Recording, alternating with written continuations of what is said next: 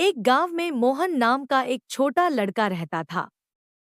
मोहन बहुत होशियार और मेहनती था, लेकिन उसे अपनी समझदारी पर बहुत गर्व था। वह हमेशा सोचता था कि वह सबसे समझदार है। एक दिन गांव के पास के जंगल में एक बड़ा मेला लगा। मोहन के दोस्तों ने उसे भी मेला चलने के लिए कहा, लेकिन मोहन ने मना कर दिया। वह सोचता था कि वह अकेले ही मेला घूम सकता है और उसे किसी की मदद की जरूरत नहीं होगी। मोहन मेले में पहुंचा और वहां उसने बहुत सारी चीजें देखीं। उसे एक खिलौना दुकान पर एक सुंदर खिलौना दिखा। मोहन को वह खिलौना बहुत पसंद आया, लेकिन उसके पास इतने पैसे नहीं थे कि वह उसे खरीद सके। उसने दुकानदार से कुछ समय के लिए खिलौना उधार देने की विनती की, लेकिन दुकानदार ने मना कर दिया। मोहन उदास होकर मेले से बाहर निकला और सोचने लगा कि अब क्या किया जाए। तभी उसे एक बड़ा सुनहरा बक्सा दिखा, जिसमें ढेर सारे सिक्के भरे हुए थे। मोहन ने सोचा, अगर मैं ये सिक्के ले लूं तो मैं खिलौना खरीद सकता हूं और किसी को पता भी नहीं चलेगा।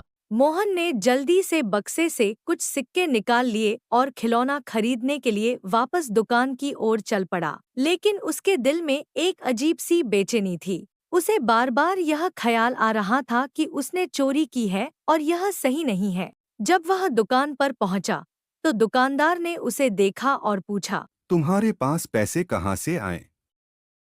मोहन ने झूठ बोलते हुए कहा। मुझे ये सिक्के रास्ते में मिले। दुकानदार ने मुस्कुराते हुए कहा, ठीक है, अगर तुम्हें ये सिक्के मिले हैं तो चलो हम गांव के मुखिया के पास चलें और उन्हें बताएं। वे ही फैसला करेंगे कि ये सिक्के किसके हैं।